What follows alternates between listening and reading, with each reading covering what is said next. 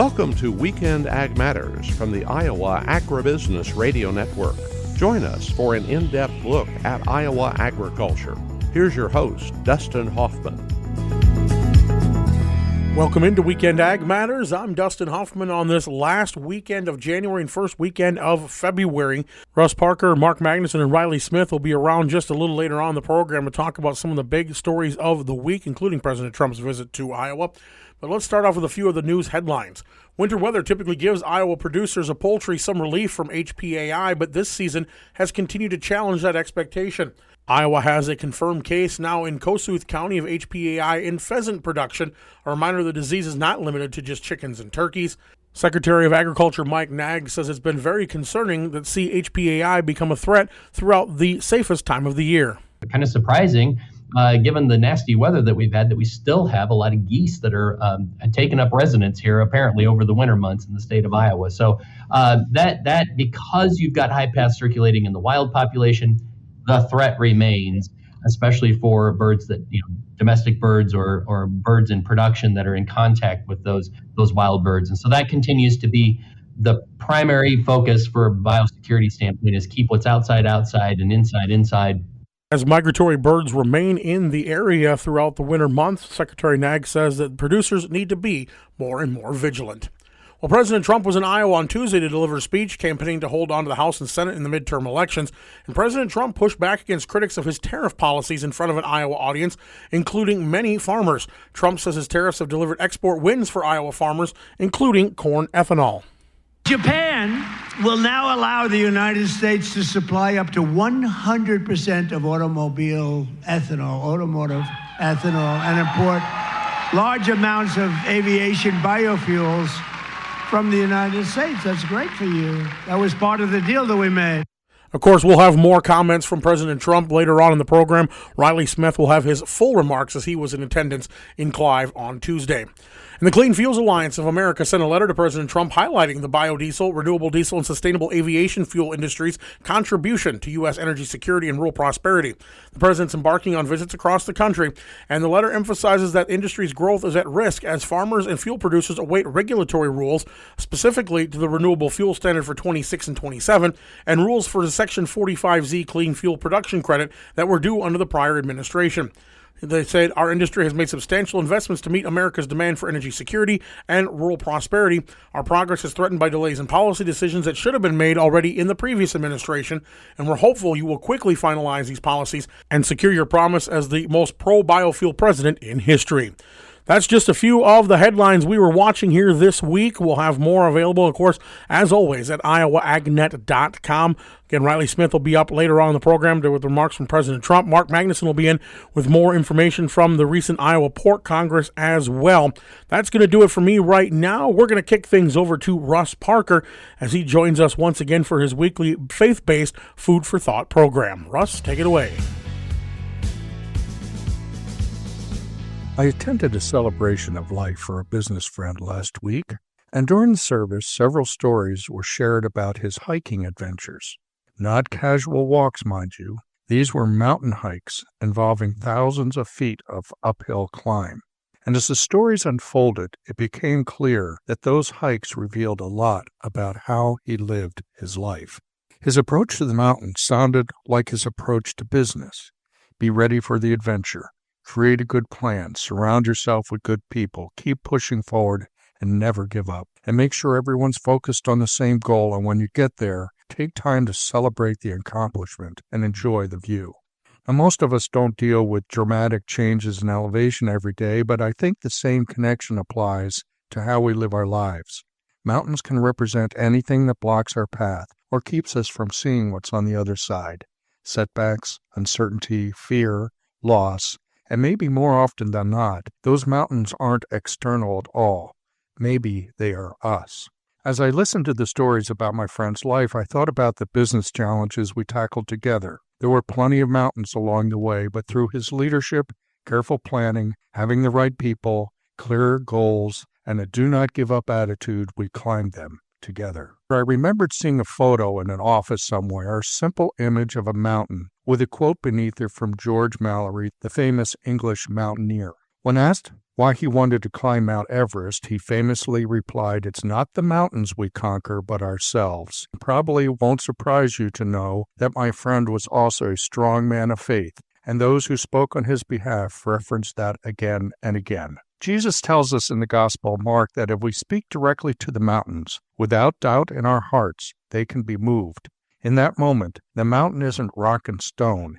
It's fear, it's doubt, it's hesitation. It's whatever keeps us from stepping forward in faith. And the writer of Hebrew gives us another powerful reminder of how we're meant to face those challenges. Let us run with perseverance the race marked out for us, fixing our eyes on Jesus. So maybe the lesson is this. The mountains in our lives aren't always meant to stop us. Sometimes they're there to shape us, to teach us perseverance, trust, and courage. And when we reach the top, may we do what my friend always did. Pause, look around, and give thanks for the view. Food for thought, I hope. This is Russ Parker. Have a blessed day. Thank you, Russ, and that's going to put the wraps on this first segment of Iowa Ag Matters. Stay with us. Mark Magnuson will be in next, bringing us information from the Iowa Pork Congress. You're listening to the Iowa Agribusiness Radio Network.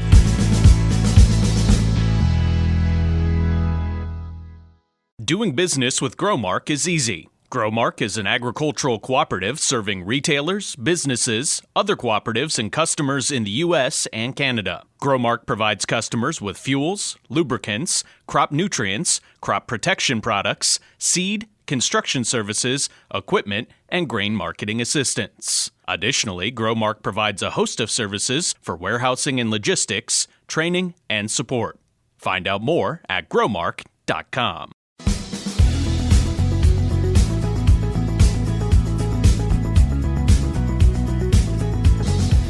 Welcome back to Weekend Ag Matters. Here is Mark Magnuson. Mark Magnuson for the Iowa Agribusiness Radio Network, and I'm joined today by Brett Kaysen.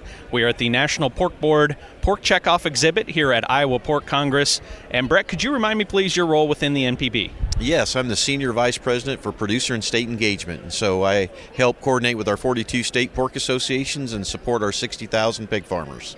And when we talk about National Pork Board and the overall strategic goals right now, let's kind of run through things. And let's begin with that increasing the demand for pork long term, and where we begin with that at that main talking point, please. I'm so proud of our board of directors in that they gave us 3 strategic goals, but they prioritized them. And to your point, number 1 is increase and drive the long-term value of pork. And really that all stands for increased domestic consumption. And the baby boomers in this country have been phenomenal to us on pork consumption, but Gen Zs and millennials are not keeping pace with the baby boomer population in terms of their purchasing ability and consumption of pork. So this whole Taste What Pork Can Do campaign is focused on those 2 generations to make sure that pork is relevant in the modern day eaters' households. And what we've learned throughout this campaign, all of the research that's gone into it, is basically it's not even that the younger generations don't, value pork the same or they don't enjoy it the same. They just kind of view it differently, don't they? They do, and I would think your and I's generation, we think about pork as center of the plate. When you talk about millennials, Gen Zs, they think about pork as an ingredient. How do you put it in a Mexican dish? How do you put it in an Asian infused dish? And that's fine. It's just a fundamental shift for our thinking to meet the consumer where they are to really drive the long-term demand of our product called pork. Yeah, so it basically goes to not a center of the plate pork chop cut, but it's going to be something that adds to a meal or it adds flavor to a meal. And that makes a lot of sense as far as how National Pork Board is kind of attacking this then, because the message is different for each segment of individuals as well that come together as a group. But they view pork differently in, different parts of the country, different parts of even within a city or a community. So you need to target that message to them. I get really excited about this part because I've challenged our marketing team. I'm like, how do you talk to 330 million Americans about pork?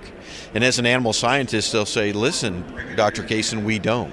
We have to talk to the right consumers about the right things. That's what you're saying is the millennial generation wants to hear this, the Gen Z wants to hear this, and we've segmented that customer base to make sure that we're putting a laser-like focus to meet the customer where they're at, to provide a product that's valuable to them from a balance and versatility perspective, and as well as that extra flavor that they're looking for. And have you already seen results from the campaign? Have you been able to have any kind of data or numbers that show, hey, this campaign has been effective so far? It's one of my favorite questions because our producers, as you know, they move and act fast, right? Move fast and fix things. But the reality is we just launched this campaign in May of 2025. In a farmer's mind, well, we should know it all by now. It's early, is what I would say. However, to answer your question directly, the initial data that's coming back on the Taste What Pork campaign is positive to say with this advertising, with this promotion, we are incrementally moving sales domestically of pork. And we've seen that push for pork exports, and that has gone, really, really well.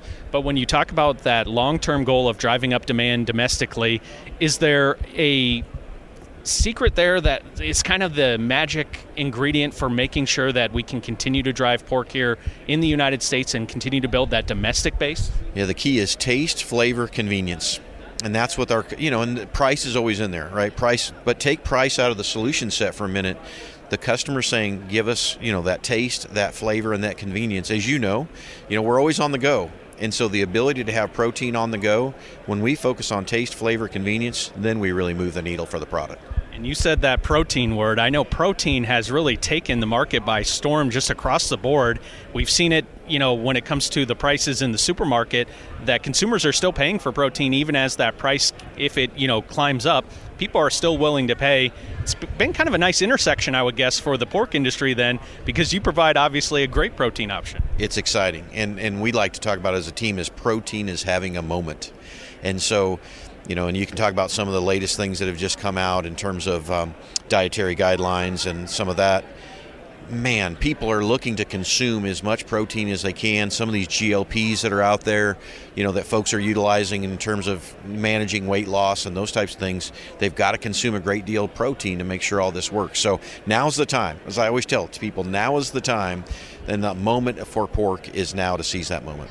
So the National Pork Board and the Pork Checkoff trying to strike while the iron is hot there in that regard, certainly. Let's talk about another one of those strategic goals and the fact that you are, kind of that link between the state organizations and their producers are best adapted to being able to, or I should say, best able to adapt to change constantly. And that's something that comes to all farmers. But we've seen that in the pork industry many times over the past few years. Could you explain kind of the thinking behind that goal? Goal number 2 is, just as you stated, that really creates that passion for a strong partnership between the national organization and our 42 state pork associations. But as I like to talk to people is, we're the National Pork Board. We serve 60,000 pig farmers as identified by the United States Department of Agriculture. But at the National Pork Board, we only have a roster of 82 people. So how do you create that link back to the farm? It's through the 42 state pork associations.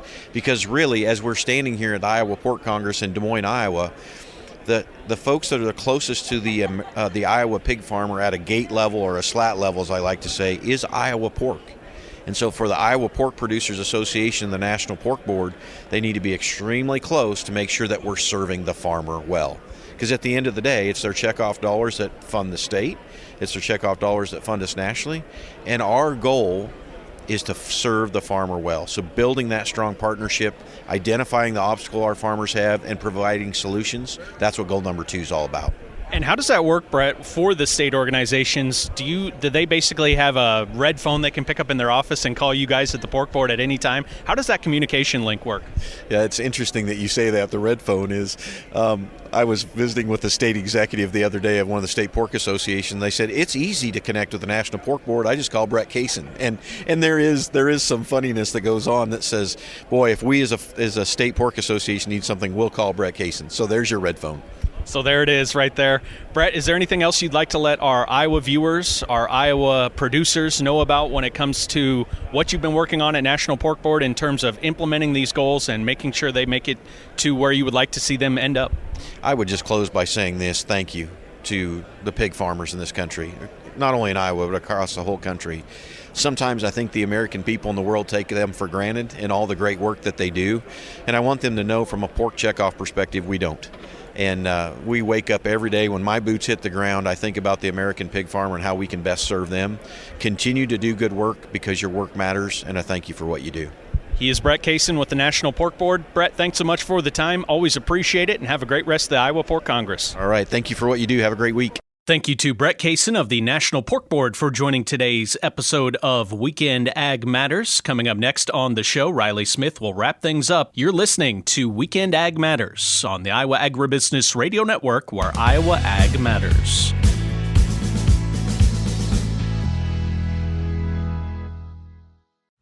In rural Iowa, you need reliable information. The Iowa Agribusiness Radio Network brings you ag-specific content like market trends, weather outlooks, and policy updates that matter to your operation, while your local station brings you community news and consistent updates on what is happening in your area. It's a partnership built for the challenges of rural life.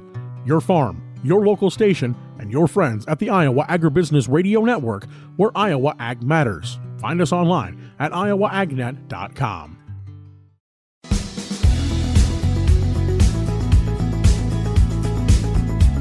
Welcome back to Weekend Ag Matters. Here's Riley Smith.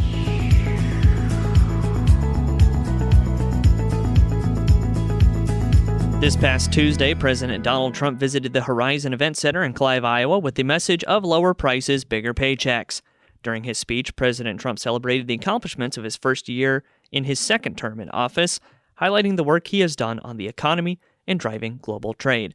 Iowa Congressman Zach Nunn was also in attendance before Donald Trump gave his speech, and Congressman Nunn highlighted some of the things that are important in 2026. Friends, we are once again on the front line of helping to defend this great nation. And it's here in Iowa where President Trump came just 6 months ago to tell us what we had the opportunity to do as a great nation. At our Iowa State Fair, he said, we have the opportunity to lead when it comes to energy independence from our foreign adversaries. We have the opportunity to have the most secure nation in the world by securing our border. And we have the ability to trust in the American people that each one of you knows better what to do with your dollars than anybody out in Washington, D.C.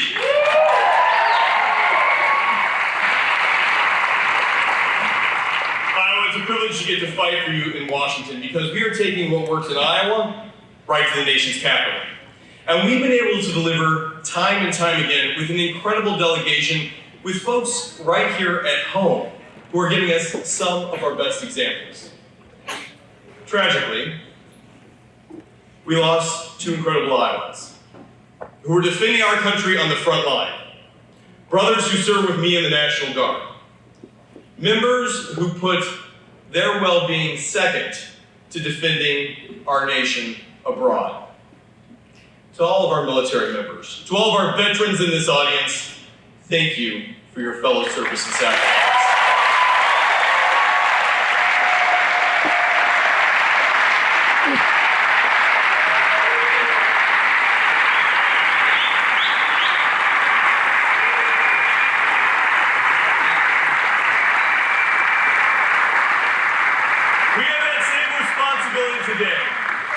Whether it's in a barren desert in Syria, or whether it's right here on the home front, to defend what still matters, to defend our constitutional rights, to defend our families, to stand with our communities. And here in Iowa, we've been able to deliver on that.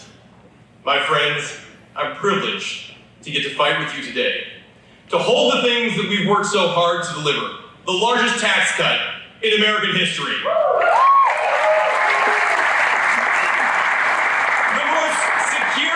Border the U.S. has ever known. 10 million down to zero.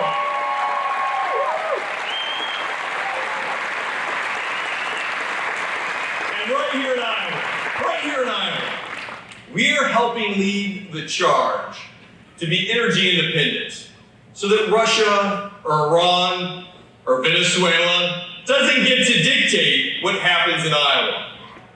Our farmers, our biofuel leaders, get to help drive down the cost. And I was just with the president right now, and he highlighted, he's like, Zach, gas is under $2.50. I said, drive to the Casey's, Mr. President. We can get it to you for $1.85.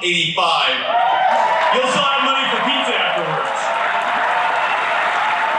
So whether you are filling up a truck or a tractor, a minivan or a motorhome, here's the reality. Iowa Biofuels will help drive down that cost. It helps every family, it helps save our supply chain, and it is a national security imperative that Iowa gets to deliver. Thank you to our E15 leaders for making this a reality. Right here in Iowa, made in America.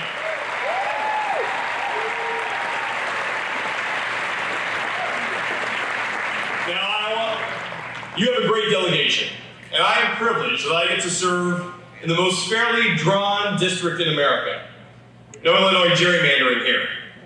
And that is great for democracy because it means we work with all sides. And I'm proud to be one of the most bipartisan members of Congress, but what I'm really proud to be is somebody who delivers for Iowans because Iowans have given us the ability to take what we do best here and help lead the nation as a best practice, but also as a beacon of hope. Because what we've been able to establish truly can be something that every American can look to and say, I'd like to be a little more like Iowa. So as we kick it off here, it is only fitting that the president, in his first year in office, leads the charge of what is great about America by coming right here and sharing with us. During President Trump's speech, ethanol and year-round E15 in particular was a large focal point. President Trump said he is confident there will be new legislation to support year-round E15 soon.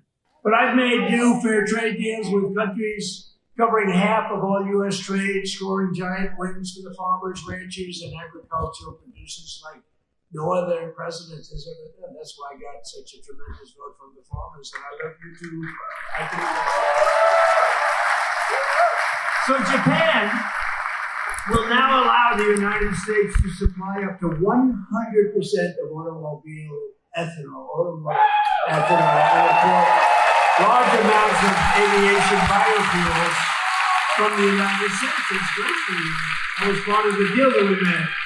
The United Kingdom will import nearly $1 billion of ethanol. That's part of the deal. Australia is allowing American beef into its market for the first time in more than 20 years. Did you know that? And beef is doing good, and we got to get the prices down a little bit, and they're starting to come down pretty much. China has agreed to purchase over $40 billion of U.S. grown soybeans. You know that. You saw that. And what the president Xi is upping it. I mean, it's $1 billion. The European Union will dramatically increase purchases of American pork, dairy, and soybean oil. They never did that before. They're all doing things that they never did before because you have a certain president that's a little bit different from the president. And they, from Cambodia to Thailand to the Philippines and Indonesia, are eliminating all trade barriers to agricultural products. Your agricultural products had trade barriers that didn't allow them to be sold in countries that are now saying, oh, please, we'd love to accept your product.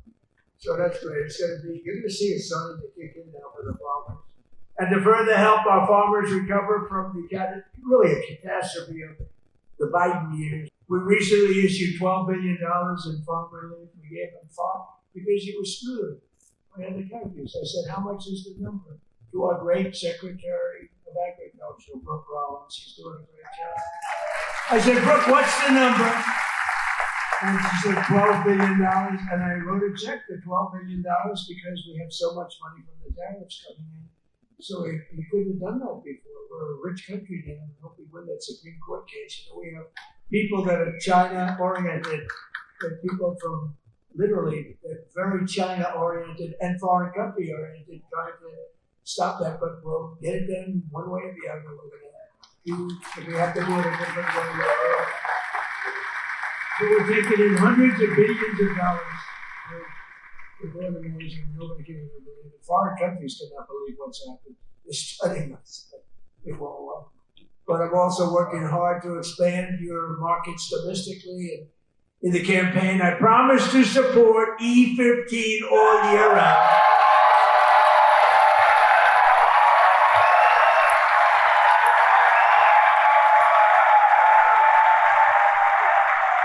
Should I do it, Kaufman?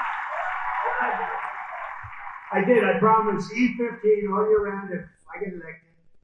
And I want to let you know, and we'll start right now. He's going to put out a statement a week ago. I said, hold it.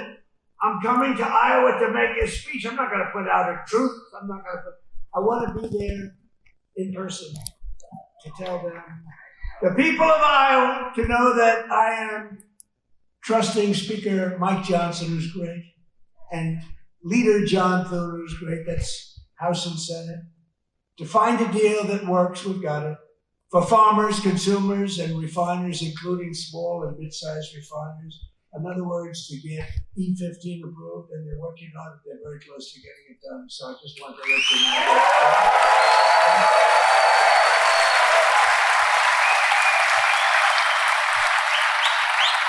And China will be sending me a bill very shortly supporting year-round E15 to my desk very quickly, and I will sign it without delay. Okay. And that's all the time we have for this week's episode of Weekend Ag Matters. Thanks again for tuning in. You can listen to this episode and more by going to the podcast tab on the Iowa Agribusiness Radio Network website at iowaagnet.com. For Russ Parker, Mark Magnuson, and Dustin Huffman, I'm Riley Smith, wishing you a great rest of your weekend. Join us again next week for more Weekend Ag Matters.